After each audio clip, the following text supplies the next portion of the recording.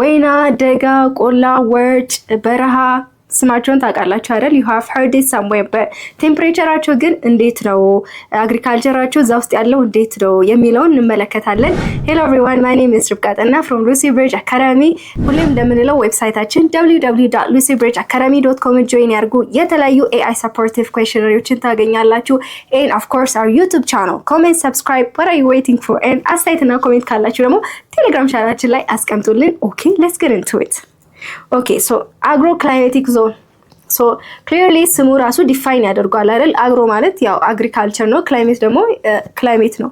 ስለ ዌዘር ፓተርኖችን ከተለያዩ ጊዜ አንፃር የሚነግረን ነው። ሶ በዛሬ ቪዲዮ ምንድነው የምናየው በተለያዩ ኢትዮጵያ ውስጥ ያሉ ክላይሜት ሪጅኖች ወይ ደግሞ ዞኖች ቴምፕሬቸራቸው ምን እንደሚመስል አልቲቲዩዳቸው እንዴት እንደሆነ and በእነዚህ ምክንያት ደግሞ በአልቲቲዩድ እና ቴምፕሬቸር ምክንያት ደግሞ ያለውን አግሪካልቸር የተለያዩ ፋርሚንግ ስታይላቸው እንዴት እንደሆነ እንመለከታለን። ሶ ኢትዮጵያ ስንት አግሮ ክላይሜት ዞን አሉት? let me get my highlighter 5 አግሮ ቅድም ባልነው ምን ላይ ነው ዲፔንድ የሚያደርገው በአልቲቲዩድ ወይ ደግሞ ኤሌቬሽናቸው ወይ ደግሞ ከፍታቸውና በቴምፕሬቸር ጋር of course ቴምፕሬቸር እና አልቲቲዩድ ብዙ ጊዜ አብሮ ይሄዳሉ አይደል? of course ተቃራኒ ቢሆኑም ማለት ነው። ቴምፕሬቸር እና አልቲቲዩድ ላይ የተወሰነ ነው። ሶ እነዚህ ዞኖች ምን ናቸው? the alpine እስከ alpine so let's look at it in detail.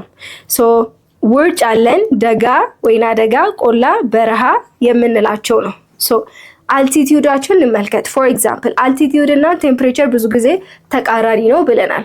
as you can see የውርጭ 3300 and above ስለዚህ አልቲቲዩዱ በጣም ከፍ ያለ ነው።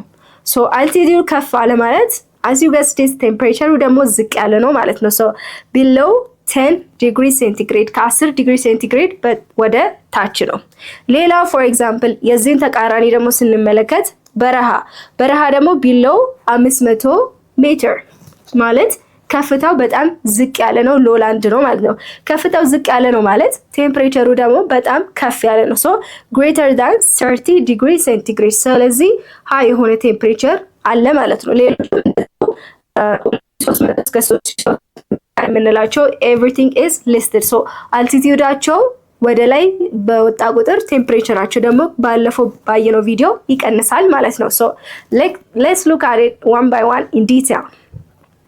የመጀመሪያው ውርጭ አለን። ውርጭ በየት ዞን ነው የሚገኘው? አልቲቲዩድ ነው about 3300 so ይሄ በምን ዲፋይን የተደረገው ሃይ አልቲቲዩድ ያላቸውና ሃይ አልቲቲዩድ በት ሎው ቴምፕሬቸር ያላቸው ዞኖች ማለት ነው ውርጭ ዞን የምንለው። ሶ የተለያዩ ማውንቴኖች አሉት። ለምሳሌ ማውንት ራስ ዳሽን let me erase that. so ማውንት ራስ ዳሽን የት አካባቢ ነው የሚገኘው?